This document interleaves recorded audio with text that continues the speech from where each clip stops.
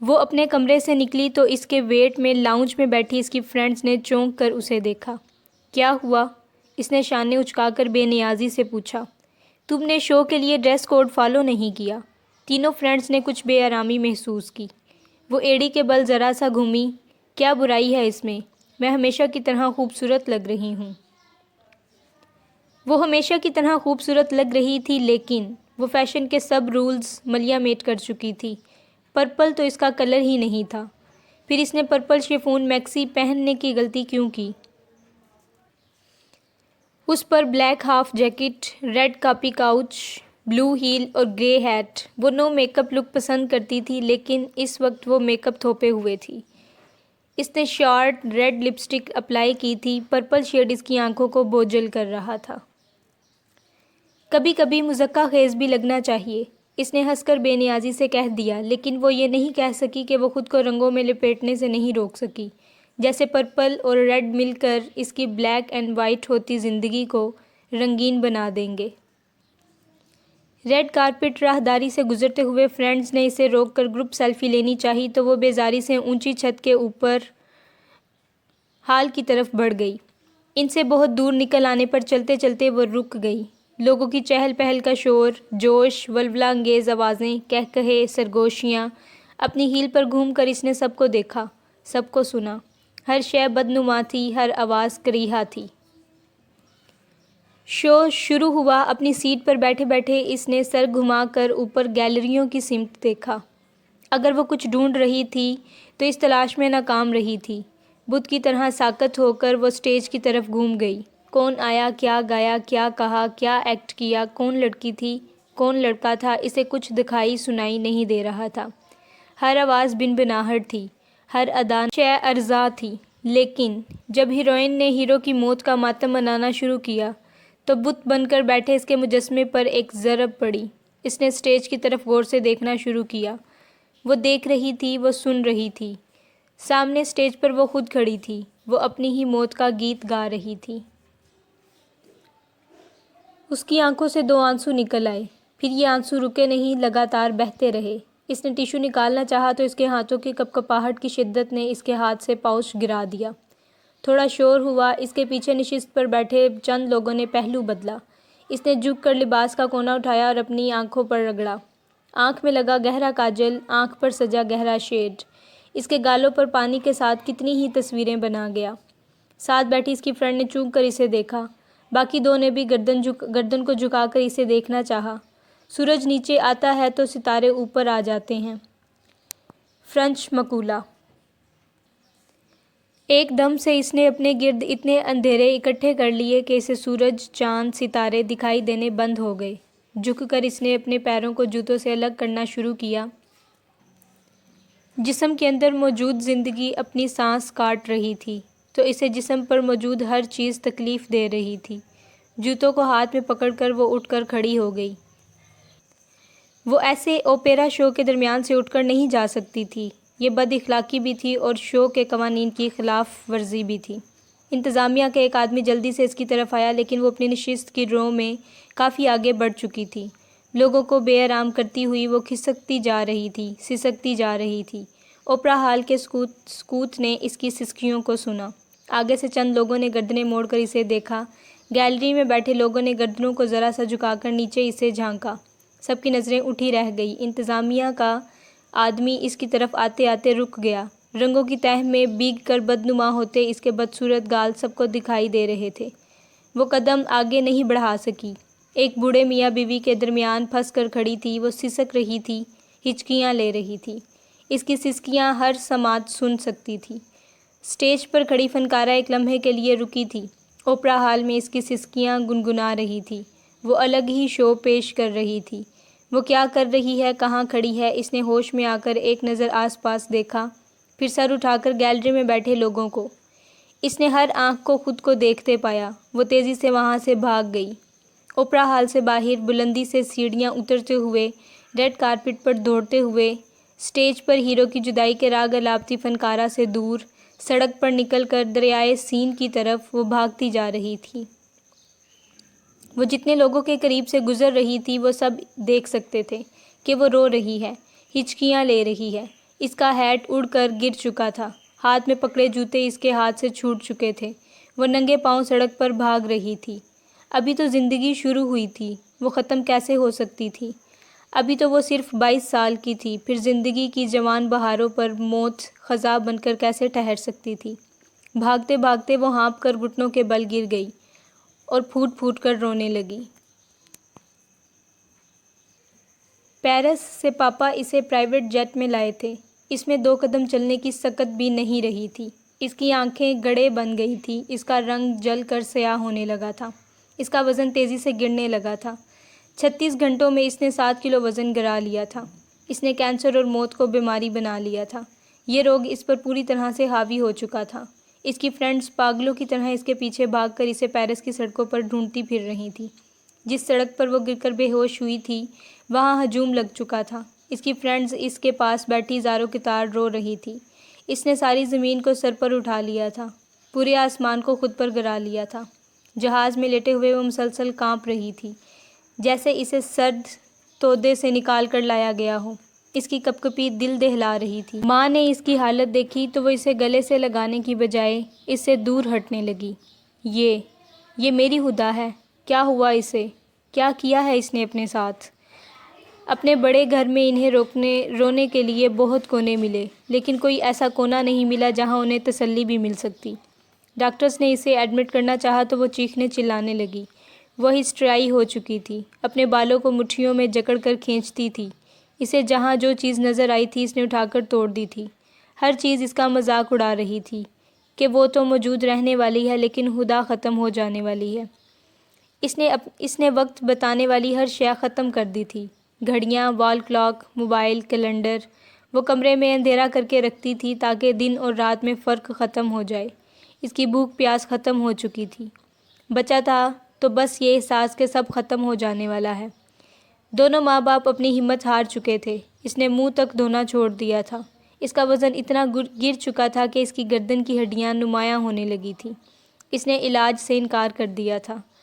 اگر مرنا ہی تھا تو اسے علاج کی تکلیف سہ کر نہیں مرنا تھا۔ وہ زہر کھا لے گی یا نبض کاٹ لے گی۔ پاپا نے بڑے سے بڑے سائیکیٹرسٹ سے رابطہ کیا۔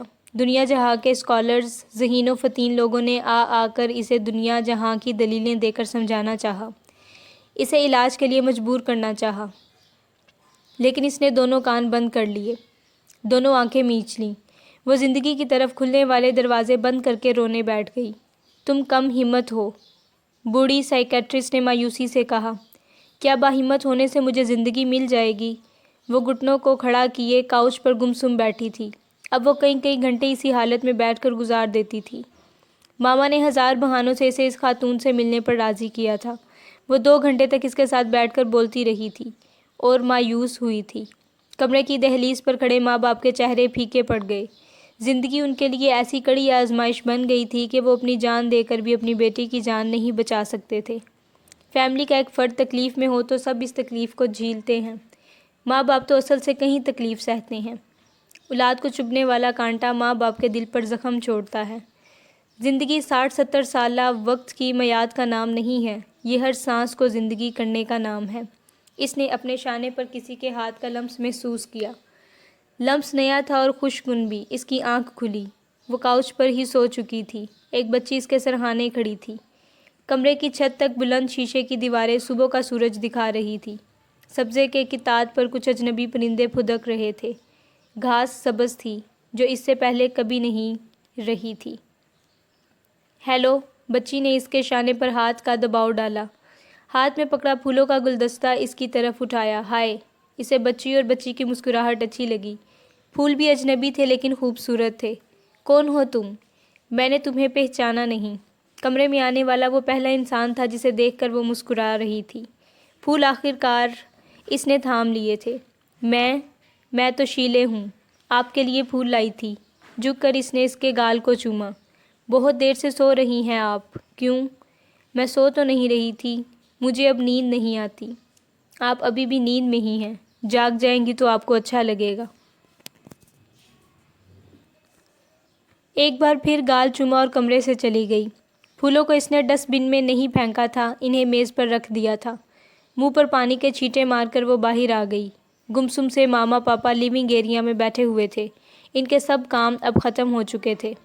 शीले कहाँ है मामा? वो आज खुद ही कमरे से बाहर आई थी। दोनों ने इसे हैरत से देखा। पापा फ़ौरन इसकी तरफ बढ़े, इसे अपने साथ लगाकर पेशानी पर प्यार किया। कौन शीले? मामा जल्दी से किचन की सिमत बढ़ी। आज वो भी नाश्ता करना चाहती थी। उन्हें भूख लग गई थी। मेरे लिए भी नाश्ता बना दो, बहुत भूख लगी है, पापा ने कहा। हुदा अपना सर उनके शाने पर रख कर बैठ चुकी थी। अभी जो मेरे कमरे में आई थी। हाथ बढ़ाकर इसने आज का न्यूज़पेपर उठा लिया था। फ्रिज खोलकर खड़ी माँ ने अपने शोहर की तरफ देखा। दोनों को समझ नहीं आई कि वो हुदा से सवाल करें या इसके सवाल का जवाब दें। हाँ, वो आई थी, शायद उसे स्कूल जाना था, जल्दी में थी, पापा ने कहा। पर वो है कौन? इसे पहले कभी नहीं देखा। आपके किसी फ्रेंड की बेटी? माँ बाप दोनों की नज़रें मिली। वो हमारे हमसाये से आई थी शायद। माँ ने शायद का लफ्ज़ इस्तेमाल करना ज़रूरी समझा। जब वो नाश्ता कर रही थी तो वो दोनों अपने लुक़मे ज़हर मार कर रहे थे। वो बार बार नज़रें चुरा कर हुदा को देख रहे थे। वो ज़हनी तौर पर इतनी कमज़ोर हो चुकी थी कि ऐसी बहकी बहकी बातें करने लगी थी। कोई बच्ची उनके घर नहीं आई थी। वो किसी शीले को नहीं जानते थे। लाइम इससे मिलने के लिए आया था। दोनों की ज़ुबान कैंची की तरह चला करती थी, लेकिन अब दोनों खामोश बैठे थे। मामा ने इसे लान में बिठाया था कि शायद वो भी अपने कमरे से निकल आए। वो सबसे मिलने से साफ इनकार कर दिया करती थी, लेकिन लाइम का नाम सुनकर वो मामा को देखकर रह गई। अब तो मैं बदनसीब नहीं रही लाइम। दोनों के दरमियान काफ़ी देर तक खामोशी रही थी, जो इसने ऐसे तोड़ी थी। इसकी दुसी हुई आंखें आबदीदा हो गईं। आई एम सॉरी हुदा, यकीन जानो वो सब मजाक था और तुमने सच कहा था। मैं वाकई में ये हसरत रखता था कि वो बदनसीब इंसान मैं होता जो तुम्हारी जगह होता, जो ऐसी पूरा साइश ज़िंदगी गुजार रहा होता। लाइम की नज़र इस नई हुदा पर ठहर नहीं रही थी। इसके दिल में ठेस उठी थी। तो क्या अब भी तुम यही हसरत रखते हो? मेरी जगह आना चाहोगे? वो तंज से हंस दी।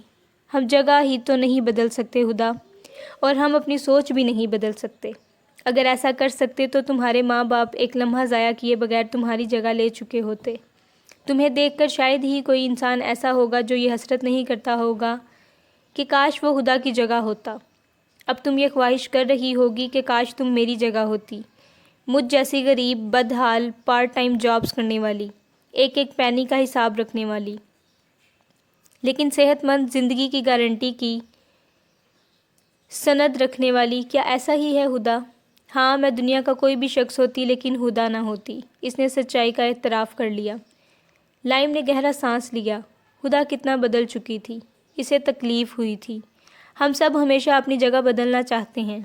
हम हमेशा किसी दूसरे की ज़िंदगी जीना चाहते हैं। हमें जो मैसर होता है हम इस पर राज़ी ही नहीं होते। हमने हम बनकर रहना सीखा ही कब है? मुझसे क्यों मिलना चाहते थे? कुछ कहने के लिए कि तुम अपनी जगह पर ही रहो, इस बीमारी की मरीज़ा की जगह, ज़िंदगी की जंग लड़ने वाली लड़की की जगह। यकीन करो यही तुम्हारी बेहतरीन जगह है। दुनिया में बहुत से लोग ऐसे होंगे जो ज़िंदगी की चंद सांसों के लिए तड़प रहे होंगे। बच्चे को जन्म देती माँ जो अपनी सांसें तोड़ रही है, इसे चंद सांसें और चाहिए ताकि वो बच्चे को दुनिया में ला सके। सड़क किनारे हादसे से दम देता 3 बच्चों का बाप, वो अपने बच्चों को बाप के बगैर ज़िंदगी गुजारने के लिए हौसला देना चाहता है, चंद नसीहतें और सीने से लगाकर चूमना चाहता है। वो बस चंद सांसें और चाहता है। बिस्तरे मर्ग पर पड़ा बीमार पशेमान जो अपने प्यारों से माफ़ी मांगना चाहता है। सरहद पार करता सरबीन बच्चा, वो तो बस एक नई सरजमीन का सूरज देखना चाहता था। लाखों करोड़ों लोग अब भी तुम्हारी जगह लेना चाहते होंगे हुदा।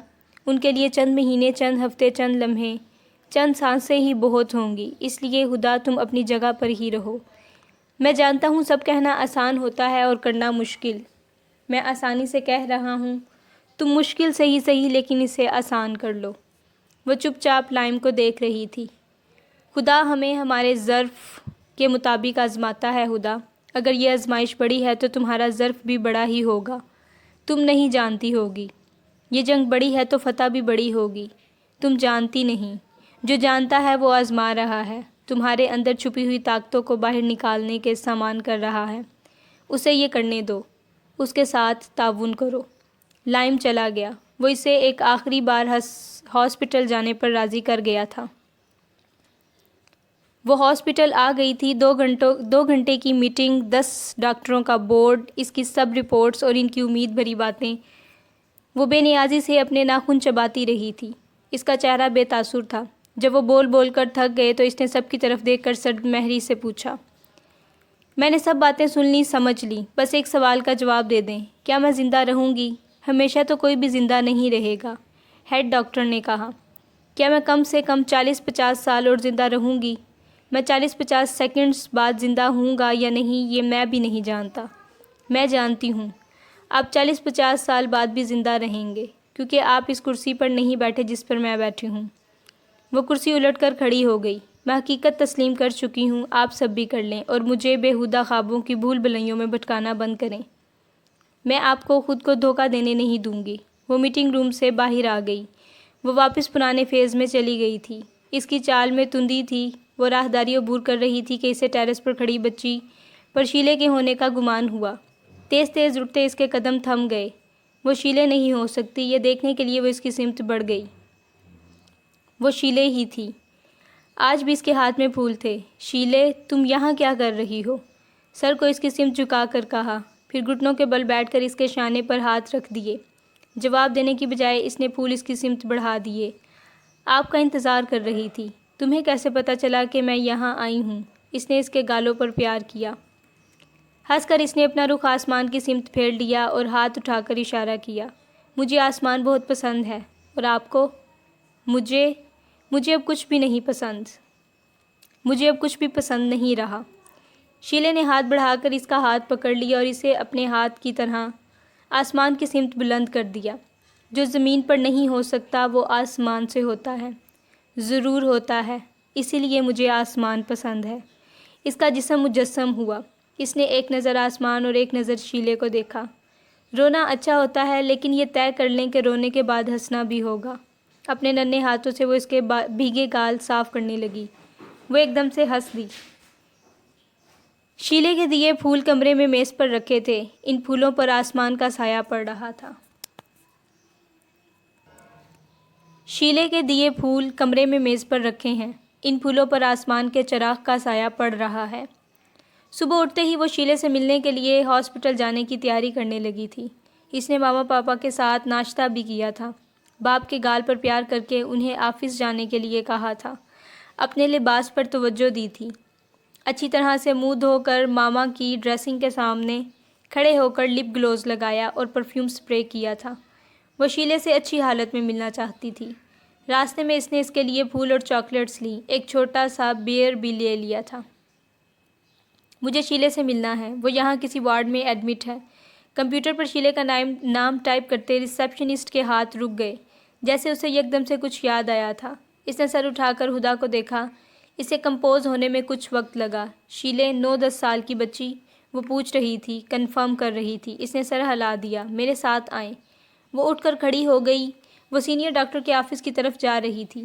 شیلے، تمہیں کہاں ملی تھی ہدا، اور کب؟ لیڈی ڈاکٹر ریسیپشنسٹ کی نسبت کم حیران ہوئی تھی۔ ہدا نے چیئر پر بے چینی سے پہلو بدلا۔ اسے کچھ عجیب لگ رہا تھا۔ پہلی بار وہ مجھے گھر ملنے آئی تھی، پھر وہ مجھے اس ہاسپٹل کے کوریڈور میں ملی تھی۔ اس نے بتایا وہ بھی بیمار ہے، یہیں ایڈمٹ ہے۔ وہ ٹھیک تو ہے ڈاکٹر؟ اسے کچھ… وہ گھبرا گئی، زبان اٹکنے لگی۔ وہ ٹھیک ہی ہوگی جہاں بھی ہوگی۔ انفیکٹ وہ یہاں 18 سال پہلے آئی تھی۔ وہ ہنس دی۔ ڈاکٹر، اس کی عمر 9-10 سال ہے، آپ کے پاس وہ 18 سال پہلے کیسے آ سکتی ہے؟ یہ سچ ہے ہدا، یہاں کے ریکارڈ کے مطابق وہ یہاں 18 سال پہلے آئی تھی۔ وہ ایک یتیم خانے میں رہتی تھی۔ فیملی کے نام پر اس کے آگے پیچھے کوئی نہیں تھا۔ 6 سال تک اس کا علاج چلتا رہا تھا۔ کچھ NGOs نے مل کر اس کا علاج کروایا تھا۔ 6 سال! اسے جھرجھری آ گئی۔ آواز حلق میں دم توڑنے لگی۔ کیا ہوا تھا اسے؟ Bone cancer. Bone cancer? اس کی آواز کپ کپ آ گئی، اور پھر وہ ٹھیک ہو گئی تھی۔ وہ ٹھیک ہو چکی تھی۔ اسے ڈسچارج کر دیا گیا تھا۔ یہاں علاج کے لیے آنے والے اکثر مریض ہم سے شیلے کے بارے میں پوچھتے ہیں۔ وہ کہتے ہیں کہ وہ انہیں پھول دیتی ہے۔ ان کا کہنا ہے کہ اس کے دیے پھول بہت خوبصورت ہوتے ہیں۔ جب وہ مسکراتی ہے تو ان کے دل ہلکے پھلکے ہو جاتے ہیں۔ ہاں، ایسا ہی ہوتا تھا۔ وہ حیران ڈاکٹر کی شکل دیکھ رہی تھی۔ اسے کچھ سمجھ نہیں آئی کہ وہ کیا کہے، کیا پوچھے۔ اس کا مطلب اس وقت شیلے کی عمر کم سے کم 27-28 سال ہوگی۔ تو پھر وہ جس ایج میں وہ تمہیں ملی ہے، اس عمر میں وہ بہت زیادہ تکلیف سے گزر رہی تھی۔ 8، 9 اور 10 سال کی عمر میں ایک نارمل، صحت مند اور طاقتور انسان تکلیف کی جس شدت کو برداشت کر سکتا ہے، وہ اس سے 3 گنا زیادہ تکلیف برداشت کر رہی تھی۔ پھر بھی وہ مسکراتی رہتی تھی، وہ کبھی روئی بھی نہیں تھی۔ سینئر ڈاکٹرز آج بھی اس کے ہمت اور حوصلے کی کہانیاں بیان کرتے ہیں۔ شاید خدا کو اس کی یہی بہادری پسند آ گئی کہ اسے امید کا استعارہ بنا دیا، اس کے ہاتھ میں پھول دے دیے اور چہرے پر مسکراہٹ۔ اس کا سر گھوم رہا تھا، اسے کوئی بات سمجھ نہیں آ رہی تھی۔ ینگ شیلے اس وقت کہاں ہے؟ وہ مشکل سے یہ سوال پوچھ سکی۔ میں نے کہا نہ ہدا، وہ ایک یتیم خانے سے تھی۔ چند اور لوگوں کے کہنے پر اس یتیم خانے سے رابطہ کیا گیا تھا، لیکن ان کا کہنا تھا کہ بالغ ہونے پر وہ ملک چھوڑ کر چلی گئی تھی۔ کہاں، یہ کوئی نہیں جانتا۔ پھر اسے زیادہ شدومت سے اس لیے بھی نہیں ڈھونڈا گیا کہ جن لوگوں سے وہ ملی تھی، ان لوگوں کا کہنا ہے کہ اگر سب ایسے ہی ہے تو اسے ایسے ہی رہنے دیا جائے۔ دنیا میں وقوع پذیر ہونے والے ہر واقعے کی کھوج میں نہیں لگنا چاہیے۔ اگر یہ خدا کا کوئی راز ہے اور شیلے اس راز میں شریک ہے تو اسے ایسے ہی رہنے دیا جائے۔ وہ بے یقینی سے ڈاکٹر کو دیکھ رہی تھی۔ وہ اسے ایسی کہانی سنا رہی تھی جس پر اسے یقین نہیں آ رہا تھا۔ اسے لگا وہ نیند میں ہے، ابھی جاگ جائے گی۔ وہ جاگی تو وہ کڈز وارڈ میں تھی۔ وہ وہاں شیلے کو ڈھونڈ رہی تھی، لیکن شیلے وہاں بھی نہیں تھی۔ اس نے کچھ نرسز سے شیلے کے بارے میں پوچھا، لیکن شیلے کہیں نہیں ملی۔ ایسا کیسے ہو سکتا تھا؟ بھری دنیا میں وہ صرف شیلے سے ملنا چاہتی تھی، اور بھری دنیا میں وہی غائب ہو گئی۔ اس کے دیے پھول ابھی تک اس کے کمرے کی میز پر رکھے تھے۔ پھول وہی تھے، پھر شیلے کہاں تھی؟ گھر آ کر اس نے سب سے پہلے پھولوں کو دیکھا تھا۔ ہاتھ بڑھا کر اس نے انہیں اپنے قریب کر لیا تھا۔ اس نے ابھی تک ان پھولوں کو سونگھا نہیں تھا۔ وہ انہیں اپنی ناک کے قریب لے آئی۔ اسے عجیب سی خوشبو محسوس ہوئی۔ اس نے دوبارہ انہیں سونگھا اور دیر تک خوشبو کو جانچتی رہی۔ پھر اس نے گردن کو شانے کی طرف جھکا کر خود کو سونگھا۔ وہ ایک دم سے چونک گئی۔ پھولوں میں سے اس کی اپنی خوشبو آ رہی تھی۔ وہ ایک دم سے سہم گئی۔ پھولوں کو اس نے خود سے دور رکھ دیا۔ وہ انہیں سہمی ہوئی نظروں سے دیکھ رہی تھی۔ تو کیا اب جیسے جیسے پھول مرجھائیں گے ویسے ویسے اس کی صحت کے گرنے کی نشاندہی کریں گے؟ اب یہ پھول اسے بتائیں گے کہ وہ کب تک تر و تازہ رہنے والی ہے۔ اس کا سر گھوم رہا تھا۔ مجھے آسمان پسند ہے، اس کی آواز اس کے کانوں میں گونج رہی تھی۔ جو زمین پر نہیں ہو سکتا وہ آسمان سے ہوتا ہے۔ جھپٹ کر اس نے پھول اٹھائے۔ اپنی زندگی کے دنوں کی طرح اس نے انہیں گننا چاہا، لیکن وہ انہیں گن نہیں سکی۔ لگا وہ 6 ہیں، پھر لگا 6 سے تو بہت زیادہ ہیں۔ اس کی آنکھیں بار بار دھندلا رہی تھیں۔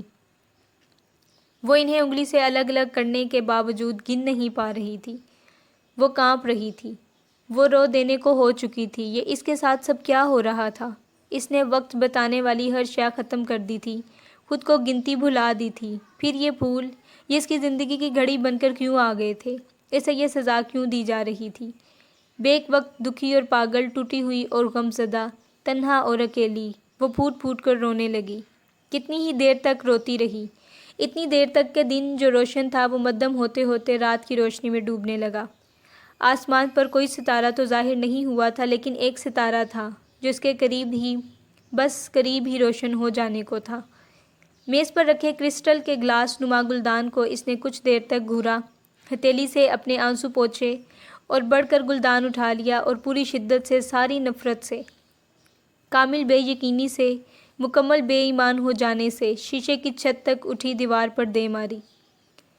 دور خاموش پڑی جھیل، کنارے خاموش پڑے سوان اور ان کی آواز، اس سے آگے درختوں کے جھنڈ، اور جھنڈ سے آگے کائنات۔ شیشے کی دیوار کے ٹوٹنے کی آواز کائنات کی ہر شے نے سنی۔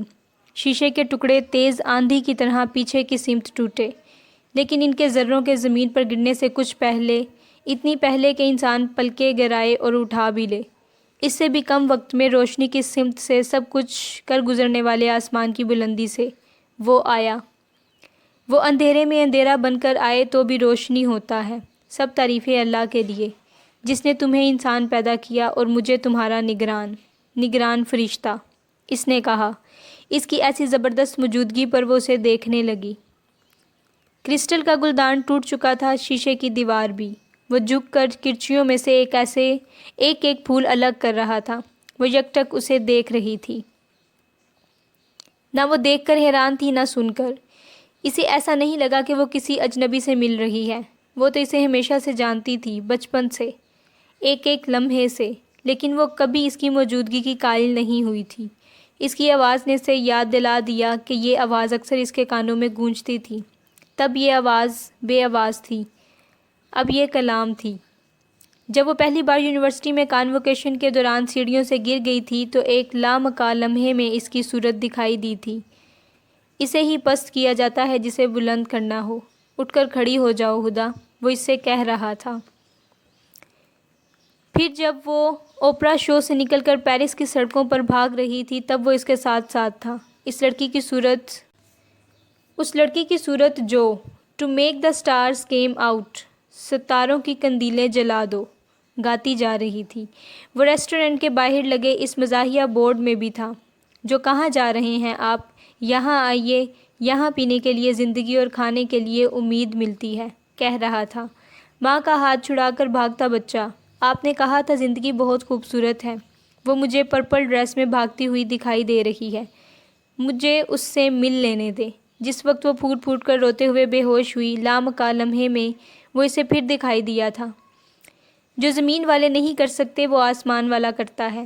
اپنے یقین کو بیدار کرو، خود کو بیدار کرو ہدا۔ وہ بیدار ہو چکی تھی، یکٹک اسے دیکھ رہی تھی۔ سب پھول سمیٹ کر وہ اس کے قریب آیا اور ان پھولوں کو اس کی سمت بڑھا دیا۔ دو تمہارے دائیں بائیں، دو آگے اور پیچھے ہیں، اور ایک میں ہمیشہ ساتھ رہتا ہوں، اور میں ہمیشہ خیر کہتا ہوں۔ اس نے اپنا تعارف کروایا۔ تم نے اپنی طرف کھلنے والے سب دروازے بند کر دیے تو مجھے اپنی طرف کا دروازہ کھول کر آنا پڑا۔ ہدا، یہ تمہارا نام ہے۔ ہدا، یہ تمہارا نام ہے۔ درست ہدایت، یہ تمہارے نام کا مطلب۔ پھر تمہارا عمل بھٹکنا کیوں ہے؟ دونوں نے وقت کو کچھ وقت دیا۔ اب پھر تم مجھے نصیحتیں کرنے آئے ہو؟ میرا کسی بھی بات پر کوئی یقین نہیں ہے، اس نے پھر کہا۔ وہ اسے پوری طرح سے پہچان چکی تھی، جیسے 1000 سال انسان آئینے سے دور رہے اور 1000 سال بعد خود کو آئینے میں دیکھے اور فوراً پہچان جائے، یہ میں ہوں۔ یہ وہ تھا اس کا فرشتہ، اپنی چیزیں، اپنے لوگ، اپنا سایہ، اپنا آپ، اپنا نگران پہچاننے میں وقت نہیں لگتا۔ ایک خالی ڈبہ بھی تم سے اچھا ہے، کم سے کم اس میں ہوا تو ہے۔ وہ بیٹھ چکا تھا، وہ بس بدستور کھڑی تھی۔ تم مجھے نیچا دکھانے آئے ہو؟ خود مقصد حیات کو پانے کی کوشش کرو، اس سے پہلے کہ موت تمہیں پا لے۔ کانفرنس آف دی برڈز، اس نے کہا۔ وہ ناسمجھی سے اسے دیکھ رہی تھی، وہ سوالیہ تھی۔ جیسے اس لڑکی نے خود کو پایا تھا، وہ بھی بیمار ہو گئی تھی۔ کون لڑکی تھی؟ بہت پیاری لڑکی، بہت جرأت مند۔ کیا بیماری تھی اسے؟ اتنے دنوں میں پہلی بار وہ حسد کا شکار ہوئی تھی، کسی کی تعریف پر، جزام، کوڑ۔ اسے جرجری سی آئی لیکن وہ حیران نہیں ہوئی تھی۔ جزام، یہ قابل علاج ہے، لوگ اس سے مرتے نہیں ہیں۔ وہ طنز سے ہنس بھی دی تھی۔ پہلے مرتے تھے ہدا، شرم سے، ذلت سے، تنہائی اور پھٹکار سے، سب سے بڑھ کر لعنت سے۔ وہ اٹھ کر اس کے سامنے آ کر کھڑا ہو گیا تھا۔ وہ ہنس نہیں سکا تھا۔ کیا تمہیں کسی نے لعنتی کہا؟ تمہیں پھٹکارا؟ غلاظت جان کر تمہیں دور پھینک آئے؟ کیا تمہاری ماں کو دل پر پتھر رکھ کر، باپ کو سینے پر سلیں رکھ کر خود سے الگ کر دینا پڑا؟ وہ پوچھ رہا تھا۔ وہ سہمی ہوئی نظروں سے اسے دیکھ رہی تھی۔ کیا تمہارے اس چہرے پر کسی نے تھوک دیا اور کہا لعنت ہو تم پر؟ جس پر خدا کی پھٹکار پڑی ہے، اس پر ہماری بھی پھٹکار ہو۔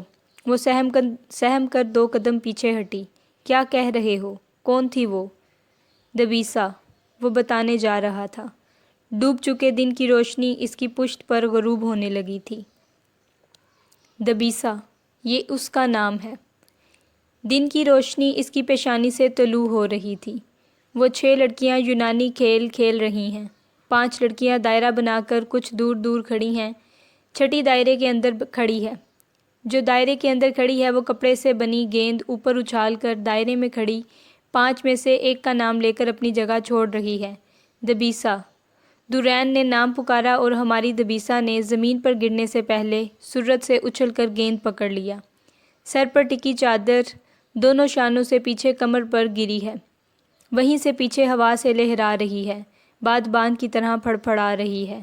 وہ کافی وقت سے سمندر کنارے یہ کھیل کھیل رہی ہیں۔ مشرق کی سمت خاموش گھاٹیوں کا شہر دکھائی دیتا ہے، اور وہ سامنے سب انسانوں اور ایک چڑیل کا شہر، دبیسا کا شہر۔ چند دنوں کی مسافت پر بیت المقدس، ان کا ہمسایہ شہر، ہزاروں سال پرانا اس دنیا کا وہ ایک شہر۔ جب وہ اس کھیل سے تھک گئی تو نشانی رکھ کر چھڑی سے لکڑی کے پہیے دوڑانے لگی۔ یہ کھیل شہر کے بچوں میں بہت مقبول تھا۔ وہ ان جیسی بچیاں تو نہیں تھی، لیکن اتنی بوڑھی بھی نہیں ہو چکی تھی کہ یہ کھیل نہ کھیل سکتی۔ دبیسا ان 5 میں سب سے آگے نکل آئی تھی۔ دور سے آتا گھڑ سوار عین اس کے پہیے کے پاس آ کر رکا۔ پہیا اپنی دوڑ کا دم توڑ گیا۔ اس نے غصے سے گھڑ سوار کو گھورا۔ شہر کے اندھے کو بھی اتنی عقل تھی کہ دبیسا کا راستہ نہیں کاٹنا۔ یہ کون سا اندھا تھا جس نے اس کی دوڑ کو کاٹ دیا تھا؟ اس کی سہیلیاں ہنسی دباتی ہوئی اس کے پاس آ کر کھڑی ہو گئی۔ کیا چاہیے؟ ہوا سے اس کی چادر پھڑ پھڑا رہی تھی اور غصے سے نتنے۔ دبیسا، وہ اپنی ٹھوڑی کھجانے لگا۔ ایسا ہی نام ہے اس لڑکی کا۔ سنا ہے وہ یہاں کی سب سے حسین لڑکی ہے۔ 2 دن سے میں اس شہر میں ہوں، سوچا شاید تم میں سے ہی کوئی ہو۔ سنا ہے اس کا نخرہ آفتاب ہے اور مزاج تیز تلوار۔ ایک بار دیکھنا چاہتا ہوں اسے۔ تم دبیسا کو دیکھنے آئے ہو؟ اپنی صورت آئینے میں دیکھی ہے جو اسے دیکھنے آئے ہو؟ وہ اسے گھور رہی تھی۔ اگر وہ حسین ہے تو میں ذہین ہوں۔ عقل اور شعور مجھ پر ختم ہے۔ اس نے گردن اکڑی، بیچاری گردن۔ جو اپنی زبان سے اپنی عقل کا اظہار کرتا ہے وہ بے وقوفوں کا سردار ہوتا ہے۔ بہت تیز زبان ہے تمہاری۔ کیا نام ہے تمہارا؟ بتاتی ہوں نام، پہلے تمہیں راستہ بتا دوں۔ دیکھو وہ ادھر تمہارے دائیں ہاتھ کنواں ہے، اس میں کود جاؤ، ورنہ بائیں ہاتھ تھوڑا سفر کرو، ایک گھاٹی آئے گی، اس پر سے کود جاؤ۔ اگر یہ بھی منظور نہیں تو ذرا انتظار کرو، میں مطب سے تمہیں زہر لا دیتی ہوں۔ زہر کیوں دبیسا؟ تمہارے دانت نکارا ہو گئے ہیں کیا؟ اس کی سہیلی نے اسے یاد دلایا۔ جلاد سہیلی۔ دانت؟ کیا مطلب ہے تمہارا؟ کس کے دانت؟ کیسے دانت؟ بیچارہ گھڑ سوار۔ مطلب صاف ہے، لوگ کہتے ہیں میرا کاٹا پانی مانگے بغیر دل بند ہو جانے سے مر جاتا ہے۔ اب اگر تم ایسے ہی مرنا چاہتے ہو تو بس یہ بتا دو تمہاری قبر کہاں بنائی جائے؟ گھوڑے پر لاد کر سمندر میں پھینک دی جائے یا لکڑیاں دہکا کر جھونک دی جائے؟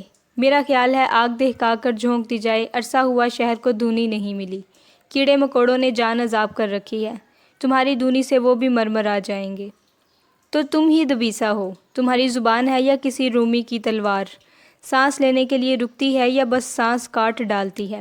تمہیں لگا کہ رومیوں کا ذکر کرنے پر میں تمہیں جھک کر سلام کروں گی؟ ہاں ایسا ہی ہوگا۔ ٹھہرو، مجھے جھک کر سلام کر لینے دو۔ وہ چلتی ہوئی اس کے قریب گئی اور وہ حیرت سے اسے دیکھتا رہا۔ اسے کچھ سمجھ نہیں آ رہا تھا۔ سمجھ تب آیا جب اس کے دانت اس کی ٹانگ کے گوشت اور ہڈی میں پیوست ہو گئے۔ کھلا سمندر، خاموش گھاٹیاں اور ہنستا بستا شہر، سب دبیسا کے کرتوتوں اور گھڑ سوار کی چیخوں سے گونج اٹھا۔ دبیسا، دبیسا، میں تمہارا کیا کروں؟ کسی سے شادی کرو گی یا نہیں؟ وہ چڑھ کر پوچھ رہے تھے۔ والد، والد، والد، مجھ سے نرم لہجے میں بات کریں۔ آپ کا لہجہ میرے دانتوں کی کاٹ سے زیادہ تیز نہیں ہونا چاہیے۔ پتھر کی سل پر کھینچی لکیروں پر وہ گوٹیاں رکھ رہی تھی۔ انہوں نے ایک لمبا سانس کھینچا۔ ذرا سنبھل کر بیٹھے۔ وہ اچھا ہوش مند نوجوان تھا دبیسا، تمہارے چچا نے اس کی بہت تعریف کی تھی۔ اب ان کی آواز اتنی دھیمی ہو گئی کہ دبیسا کی ہنسی نکل گئی۔ واہ کیا ہوش مند تھا، اسے یہ تک معلوم نہیں تھا کہ سکرات کے پیالے میں کیا تھا۔ گوٹی کھسکا کر چال چلی۔ کیا تھا؟ زہر نہیں تھا کیا؟ انہیں بھی معلوم تھا، وہ اپنی ڈاری کھجا رہے تھے۔ گوٹی داڑھی میں الجھ گئی۔ والد آپ کو بھی نہیں معلوم؟ والد آپ کو بھی؟ وہ چلا اٹھی، کھینچ کر داڑھی سے گونٹ الگ کی۔ دبیسا، وہ دراصل مجھے یاد تھا لیکن پتہ نہیں کیسے بھول گیا۔ بتا دو میری جان، کیا تھا اس میں؟ زہر تھا اور کیا؟ وہ کہنے لگا۔ سکرات کے پیالے میں سکرات کا اپنا عکس تھا۔ جب اس نے جھانک کر پیالے میں دیکھا تو اسے اپنی شکل دکھائی دی۔ میں نے اس کی شکل کی طرف گھور کر دیکھا اور کہا پیالے میں شکران پودے کا زہر تھا، لیکن تمہارے بدھے پیالے نما سر میں عقل کی جگہ وہم، فتور، دھول سب ہے۔ ایک نیک کام کرو، تم تھوڑا سا زہر تم بھی پی لو۔ جب سقراط مر گیا تو تم زندہ رہ کر کیا کرو گے؟ تمہیں سقراط وقراط سے کیا لینا دینا؟ میری دبیسا، گھر بسانے کے بارے میں سوچو۔ لوگ ٹھیک کہتے ہیں، میرے لاڈ پیار نے تمہیں بگاڑ دیا ہے۔ سارے شہر کا ناک میں دم کر رکھا ہے، سب لڑکیوں کو اپنے ساتھ ملا لیا ہے۔ تمہاری سب سہیلیاں لڑکوں میں 100 کیڑے نکالتی ہیں۔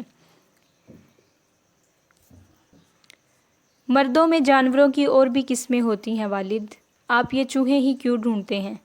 خچروں کے ساتھ تو گزارا بالکل ہی مشکل ہے، بلکہ محال ہے۔ کیا خطہ زمین پر شیروں کی کوئی قسم موجود نہیں؟ شیر رومن اکھاڑوں سے نبرد ازماں ہیں، اب بتاؤ وہ گھر کیسے بسائیں؟ وہ چڑ گئے، جبکہ ان خچروں کو ان اکھاڑوں میں کھینچنا چاہیے، ان اکھاڑوں میں کھپنا چاہیے۔ وہ دانت پیس کر بولی۔ دبیسا، ان کی آواز ذرا پھر سے بلند ہوئی۔ والد، چپ کر جائیں والد، چپ کر جائیں۔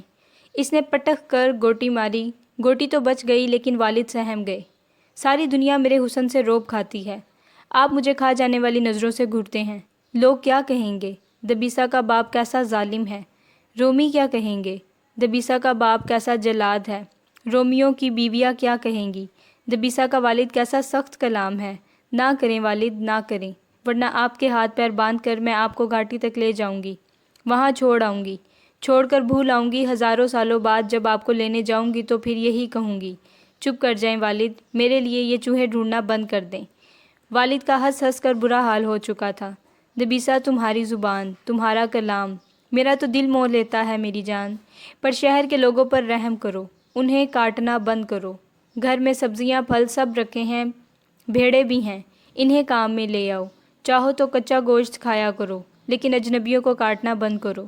شہر کے لوگوں نے تو عرصہ ہوا تمہارے تیز دانتوں کے وار پر وویلا مچانا چھوڑ دیا۔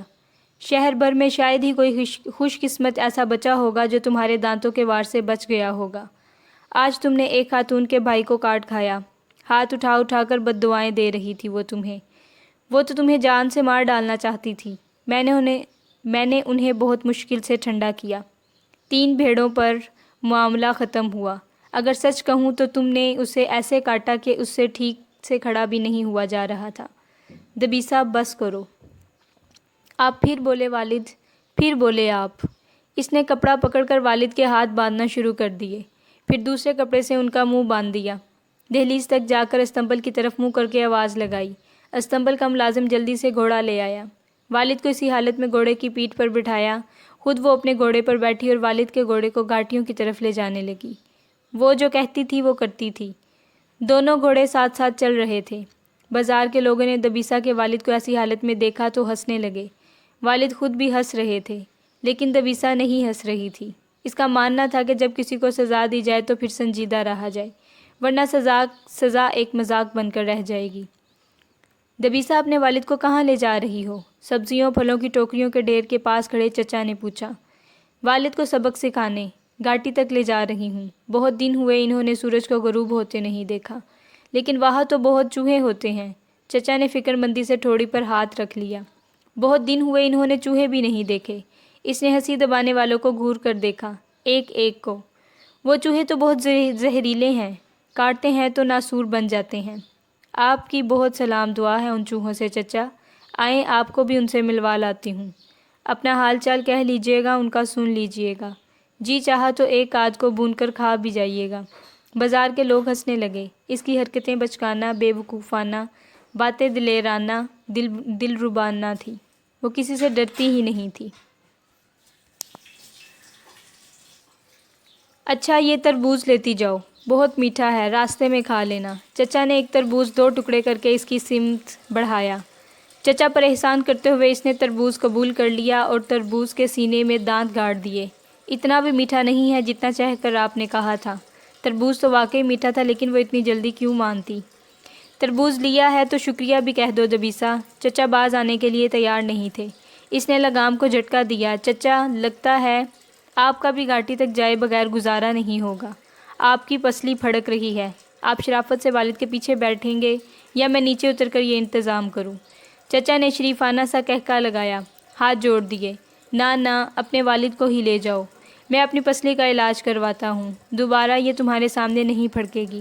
ویسے ایک بات ہے دبیسا، میری خواہش ہے کہ تمہاری شادی کسی رومی سے ہو، تاکہ جو آدھی دنیا فتح ہونے سے رہ گئی ہے وہ تم فتح کر لو۔ تلوار تمہارے کس کام آئے گی جب زبان ہی سب کام کرنے کے لیے کافی ہے؟ والد کی ایک تلوار دیوار پر لٹکی ہے، کہیں تو آپ کا کام اس سے تمام کر دوں۔ ایک زوردار قہقہا بازار میں گونجا، سب ہنسنے لگے۔ آپ کی پسلی کا تو پتہ نہیں، لیکن اب میری پسلی پھڑکنے لگی ہے۔ وہ گھوڑے سے اترنے لگی تو چچا قہقہا لگاتے ہوئے بازار سے بھاگ گئے۔ دونوں باپ بیٹی ایک گھاٹی کی بلندی پر پیر لٹکا کر بیٹھے ہوئے تھے۔ سمندر کی لہروں کا شور، پرندوں کی چہچہاہٹیں، ہوا کی سرمستیاں اور غروب ہوتے سورج کی الوداعی کرنیں۔ دنیا کیسی خوبصورت تھی۔ ایک اور سورج غروب ہو گیا۔ والد نے آہ بھر کر کہا، آج کا سورج کل کے سورج کے لیے رخصت ہو گیا۔ آپ نے ایسے کیوں نہیں کہا والد؟ تربوز کھاتے دبیسا نے پوچھا۔ وہ ہنس دیے، تم بچی ہو، تمہارے پاس بہت سورج پڑے ہیں۔ میں بوڑھا ہو چکا ہوں، ایک ایک سورج کو انگلیوں پر گنتا ہوں۔ میری عمر کے دن ہی کتنے بچے ہوں گے۔ زندگی میں بہت سورج دیکھے، اب اگلی زندگی کا سورج دیکھنا چاہتا ہوں۔ آپ نے ایسے کیوں نہیں سوچا؟ وہ ہنسنے لگے۔ تم پر امید ہو، آپ کے نا امید ہونے کی کیا وجہ ہو سکتی ہے؟ تمہیں موت سے ڈر نہیں لگتا؟ کیا زندگی نے آپ کو ڈرایا؟ اگر نہیں تو پھر موت سے کیسی ناراضی؟ اگر میں مر جاؤں تو کیا تمہیں دکھ نہیں ہوگا؟ وہ حیران اپنی دبیسا کی صورت دیکھ رہے تھے۔ بہت ہوگا، غم سے میرا دل پھٹ جائے گا۔ لیکن کیا آپ اکیلے ہی جو مر جائیں گے؟ کیا میں ہمیشہ زندہ رہوں گی؟ انہوں نے اس کی پیشانی چوم لی۔ مجھے تم پر فخر ہے دبیسا۔ وہ لاجواب ہو چکے تھے۔ آپ کو مجھ پر ہمیشہ فخر رہے گا۔ پھر ایسا کرو، لوگوں کو کاٹنا بند کر دو۔ جب لوگ اپنی کھال پر تمہارے دانت دکھاتے ہیں تو میری آنکھوں کے سامنے اندھیرا چھا جاتا ہے۔ زیادہ روشنی بھی اچھی نہیں ہوتی والد، کبھی کبھی اندھیروں سے بھی سلام دعا کر لینی چاہیے، ایسے روشنی کی قدر بڑھ جاتی ہے۔ میری دبیسا، لوگوں پر رحم کرو۔ تم کاٹتی کیوں ہو؟ میں آج تک نہیں سمجھ سکا۔ اچھے سے اچھے انسان میں بھی ایک بری خصلت ہوتی ہے والد، پر وہ تو اچھے انسان میں ہوتی ہے۔ میں تو تمہاری بات کر رہا ہوں۔ دبیسا نے گھور کر باپ کو دیکھا اور باپ کا قہقہا گھاٹیوں کے سناٹوں میں گونجنے لگا۔ بہت دن ہوئے آپ کی میرے دانتوں سے بھی سلام دعا نہیں ہوئی۔ اس نے باپ کی کلائی پکڑ لی۔ اب آپ کو یاد رہے گا کہ مجھ سے سوال کرنے کا جواب کہاں ملتا ہے۔ اب جب آپ اس پر مرہم لگائیں گے، تکلیف سے رات بھر سو نہیں پائیں گے، تو آپ کو معلوم ہوگا کہ دبیسا پر طنز کرنے کا کیا انجام ہوتا ہے۔ وہ اسے اپنی کلائی آزاد کروانے کی ذرا برابر بھی کوشش نہیں کر رہے تھے۔ میں کاٹ لوں گی والد، آپ جانتے ہیں مجھے۔ وہ دانت گاڑنے ہی والی تھی۔ کاٹ لو میری دبیسا، مجھے سفر پر جانا ہے۔ جب جب اس زخم میں تکلیف ہوگی تب تب تم مجھے یاد آؤ گی۔ میں آپ کو ٹھیک طرح سے یاد آؤں، اس لیے میں ٹھیک طرح سے بات اور کام ادھورا رہ گیا۔ دور سے آتی گھنٹیوں کی آواز یکدم سے بہت قریب آ گئی۔ والد نے جھٹکے سے اپنا بازو اس کی گرفت سے جدا کیا اور اس کے سر پر ٹکی چادر کو پکڑ کر گردن سے نیچے تک کھینچ دیا۔ وہ چادر میں پوری چھپ گئی۔ گھنٹیاں قریب آ چکی تھی۔ دبیسا نے چادر کو ذرا سا پرے کرنا چاہا تو والد نے بھڑک کر اس کے جسم پر ضرب لگائی۔ چادر کی بکل پر اپنا ہاتھ رکھ دیا۔ وہ چٹان کی طرح سخت ہو چکے تھے۔ تمہیں یہاں نہیں آنا چاہیے تھا۔ کچھ رحم کرو شہر کے لوگوں پر۔ وہ ڈھال بن کر دبیسا کے سامنے کھڑے تھے۔ وہ دور گھاٹیوں سے کوڑیوں کے ٹھکانے سے نکل کر آئی تھی۔ ہاتھ میں سہارے کی چھڑی تھی جس کے اوپری کنارے پر گھنٹیاں بندھی تھیں۔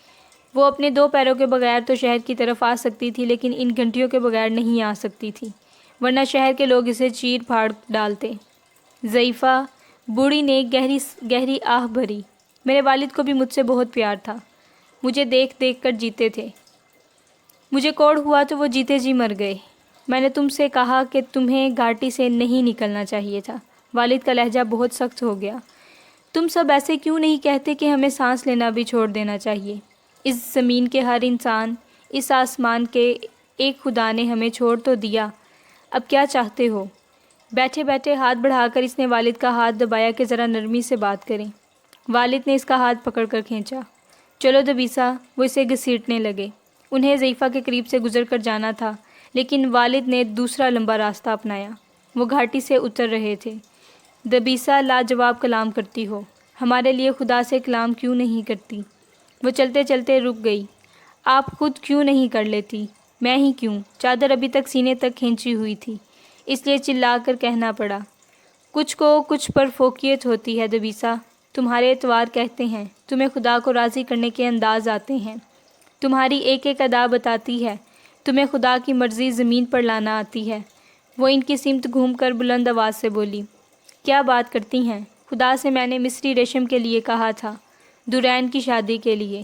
ابھی تک اس ریشم سے محروم ہوں، اب درین کی شادی پر کیا پہنوں گی؟ اس نے ہنس کر کہا۔ وہ بھی ہنس دی۔ والد کا غصے سے برا حال تھا۔ اس کا بازو اپنی گرفت میں لے کر وہ اسے اپنے ساتھ گھسیٹ رہے تھے، اس لیے وہ گرتے پڑتے چل رہی تھی۔ خدا کی مرضی کے آگے ریشم کی کیا اوقات ہے دبیسا؟ خدا کی مرضی زمین پر لانا کسے کہتے ہیں؟ اس نے چلا کر پوچھا۔ جب لے آؤ گی تو جان جاؤ گی، چلا کر ہی جواب ملا۔ اس نے ایک ہاتھ سے چادر کا کونا اٹھا کر گردن موڑ کر پیچھے دیکھا۔ بہت دور کھڑی وہ اسے ہی دیکھ رہی تھی۔ دونوں کی نظریں ملی اور دونوں ہی ہنس دی۔ دو میں سے ایک کوٹ زدہ تھی اور ایک ہونے والی تھی، ہماری دبیسا۔ وہ بہت جلد ان گھاٹیوں میں آ کر رہنے والی تھی۔ ریشم کا مصری تھان عین وقت پر پہنچ گیا تھا، سفید رنگ کا۔ کچھ عرصے پہلے اس نے بازار میں ایک رومی عورت کو دیکھا تھا، اسے اس جیسا لباس بنوانا تھا۔ وہ مشکل سا تھا لیکن دورین سلائی کڑھائی میں بہت ماہر تھی۔ اس نے اسے کچی زمین پر اس لباس کا نقشہ بنا کر دکھایا تھا۔ پر تم اس میں بہت عجیب نہیں لگو گی دبیسا؟ وہی دورین کی کام چوری کی عادت۔ میں نے تمہیں لباس بنانے کے لیے کہا ہے، منہ نہیں۔ تمہارا یہ ریشم سمندر میں غرق کر رہوں گی، مجھ سے کام لے رہی ہو تو احترام بھی دو۔ نہ جانے کیوں سارا شہر میرا تحمل آزمانے پر تلا رہتا ہے۔ نہیں لینا مجھے تم سے کوئی کام وام، اس نے منہ پھلا کر کہا۔ اپنا ریشم کھینچ لیا۔ اچھا کوشش کرتی ہوں، شاید تمہارا لباس ویسا ہی بن جائے جیسا تمہیں چاہیے۔ وہ تو ٹھیک ہے لیکن دیکھنا ایسا نہ ہو کہ تمہارے چھوٹے بہن بھائی اس ریشم میں شہر کی گلیوں میں خاک ہوتے ہوئے ملے۔ میرا مطلب خاک آلود۔ معاف کرنا، اس میں اپنی والدہ کو بھی شامل کر لو۔ میری چیزوں سے انہیں سخت چڑ ہے، وہی پسند کرتی ہیں جو میں کرتی ہوں، اپنی عمر کا بھی لحاظ نہیں کرتی۔ یہ نہ ہو مجھ سے پہلے وہ اسے پہن کر بازار خریداری کرنے چلی جائیں۔ دورین نے دانت پیسے۔ والدہ سے کہوں گی وہ اسے پہن کر خریداری کرنے نہ جائیں، دبیسا کا گلا دبانے چلی جائیں۔ والدہ خریداری کر کے دبیسا کا گلا دبانے آ چکی تھی اور ریشم کو اٹھا کر دیکھ رہی تھی۔ کیا نصیب ہے تمہارے دبیسا، کیا ریشم منگوایا ہے تم نے؟ دبیسا نے دورین کو گھور کر دیکھا۔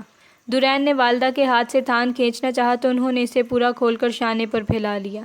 واہ، کمال کا کپڑا ہے، کوئی وزن نہیں، اسی لیے مصری ریشم مشہور ہے۔ دبیسا کپڑا بچے تو کپڑا نہیں بچے گا خالہ، دورین کہتی ہے کپڑا کم ہے، مشکل سے ہی میرا لباس بنے گا۔ دورین تو پاگل ہے، میں بناؤں گی تمہارا لباس، دیکھنا پھر کتنا کپڑا بچے گا۔ لیکن پھر آپ کی گردن نہیں بچے گی خالہ، اس نے دانت پیس کر کہا۔ دورین نے کھانسنا شروع کر دیا۔ وہ پھر سے اپنی سہیلی اور ماں کی لڑائی نہیں چاہتی تھی۔ اس نے جلدی سے ریشم سمیٹ کر دبیسا کے ہاتھ میں دیا۔ دیکھو اسے اپنے ساتھ لے جاؤ، میرے چھوٹے بہن بھائی شرارتی ہیں، اسے نقصان پہنچا دیں گے، تم لے جاؤ اور خولا سے بنوا لو، میری طبیعت ویسے بھی ٹھیک نہیں رہتی۔ وہ اشارے سے کہہ رہی تھی کہ ریشم سمیٹ لو جلدی سے، ابھی تو کھسکو۔ میری بھی طبیعت خراب ہو رہی ہے خالہ، آپ کی طبیعت کیسی ہے؟ اس کا منہ پورا پھول گیا۔ میری طبیعت تو ایسا اعلیٰ ریشم دیکھ کر باغ ہو چکی ہے۔ پھر آپ اس باغ میں چہل قدمی کریں، میں پھر کبھی آؤں گی۔ خالہ ریشم چھوڑ ہی نہیں رہی تھی، اسے کھینچنا پڑا۔ خالہ کا منہ بن گیا۔ وقت کے سمندر میں دن کا ہدہد پرواز کر رہا ہے۔ شہر کا دلارا پرندہ۔ دبیسا گھر کے درخت پر چڑھ کر پھل توڑ رہی ہے۔ ایک پرندہ درخت کی اونچی شاخ پر آ کر بیٹھا تو اس نے حیرت سے اسے دیکھا۔ پرندہ اجنبی تھا، اس نے پہلی بار دیکھا تھا۔ شہر میں اجنبی پرندہ آیا ہے ماں، میں اسے باقاعدہ ملاقات چاہتی ہوں۔ پرندہ درخت سے اڑا تو وہ بھی جلدی سے درخت سے نیچے کود گئی۔ جھولی میں بھرے پھلوں کو ٹوکری میں انڈیل دیا۔ کس لیے دبیسا، اسے بھی کاٹنا ہے؟ پرندوں کو تو چھوڑ دو، شہر میں کوئی ایسی ماں نہیں جس کے لہجے میں طنز نہ ہو۔ میری ماں ان سب ماؤں کی سردار ہے۔ شہر میں کسی کی بیٹی ایسی نہیں جو انسانوں کو پکڑ کر کاٹتی ہو۔ میں خوش نصیب ماؤں میں اکیلی بد نصیب ماں ہوں، ماں نے چڑھ کر کہا۔ والد کو مجھ پر فخر ہے۔ سر اٹھا کر وہ پرندے کو دیکھ رہی تھی، اس کے ساتھ ساتھ چل رہی تھی۔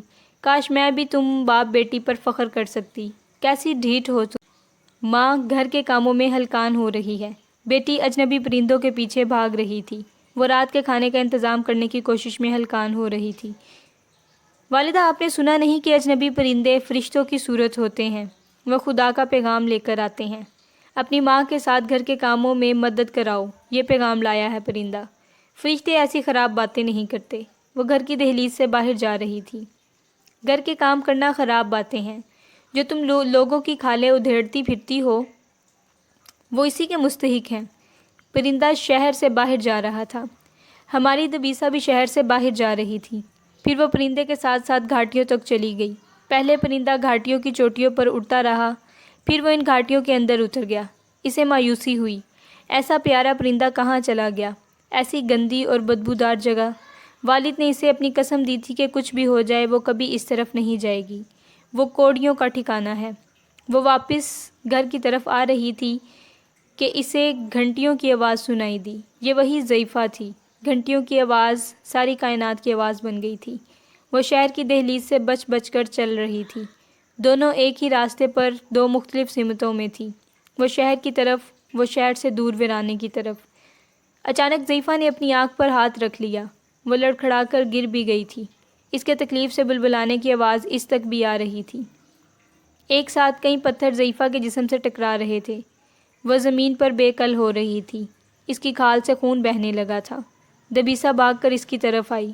کچھ دور ایک درخت کی شاخ پر چڑھ کر بیٹھا خرطوم اسے دکھائی دے گیا تھا۔ حسب عادت شہر کے دوسرے بچوں کو اپنے ساتھ ملا کر وہ کوڑیوں پر پتھر مارنے میں مصروف تھا۔ بچے اسے پتھر اٹھا اٹھا کر دے رہے تھے اور وہ تاک تاک کر مار رہا تھا۔ اس کا نشانہ اتنا پکا تھا کہ ضعیفہ کی ناک، کان، آنکھ سے خون بہنے لگا۔ وہ ان کی طرف آندھی طوفان کی طرح لپکی تو سب اس کی شکل دیکھتے ہی بھاگ گئے۔ لیکن خرطوم کو درخت سے اترنے میں وقت لگا۔ میری شکل کی طرف دیکھو، پہچانتے ہو میں کون ہوں؟ خرطوم کو گریبان سے گھسیٹ کر وہ زمین پر پٹک چکی تھی اور اب اس پر جھکی اس سے پوچھ رہی تھی، تم اس شہر کی چڑیل ہو، بلا ہو، تمہیں کون نہیں پہچانتا؟ وہ پشت کے بل پیچھے کھسک رہا تھا۔ دبیسا نے اس کے ایک ہاتھ پر اپنا پیر رکھ کر دباؤ بڑھا دیا۔ اس چڑیل کے دانت دیکھو۔ اس نے منہ کھول کر اپنے دانت انگلی سے ٹھونک کر پوچھا، نظر آئے؟ اب وہ اس کا ایک کان پکڑ کر شدت سے مروڑنے لگی تھی۔ خرطوم کا دم نکل رہا تھا۔ خوف سے اس کی آنکھیں ابل رہی تھیں۔ میں تمہارا خون پی جاؤں گی، تمہاری کھال نوچ لوں گی، دوبارہ تمہیں پتھر مارتے دیکھا تو گردن سے دبوچ کر کنویں میں پھینک دوں گی، آگ جلا کر اس پر الٹا لٹکا دوں گی، تمہاری کھال، تمہارا خون قطرہ قطرہ آگ پر گرے گا۔ کچھ سمجھ میں آئی بات؟ معاف کر دے دبیسا چڑیل، معاف کر دو۔ بچے نے اپنا کان آزاد کروانا چاہا۔ بلند آواز سے کہو کہ دوبارہ پتھر نہیں پھینکو گے۔ میں دوبارہ کبھی کسی پر بھی پتھر نہیں پھینکوں گا۔ دبیسا میرا کان گیا، دبیسا میری جان گئی۔ ذرا رکو، تم پر ایک نشانہ لگا دوں۔ ذرا رکو، تم پر ایک نشان لگا دوں۔ پتھر مار مار کر تم نے اسے خون سے نہلا دیا ہے۔ اب تم بھی دیکھو کہ جب کھال سے خون نکلتا ہے تو کیسا لگتا ہے۔ خرطوم کی کلائی آنکھوں کے سامنے لا کر اس نے اس پر اپنے دانت گاڑ دیے۔ بچے کی چیخ سے پہاڑی گھاٹیاں گونج اٹھیں۔ وہ حیرت سے اسے دیکھنے لگی۔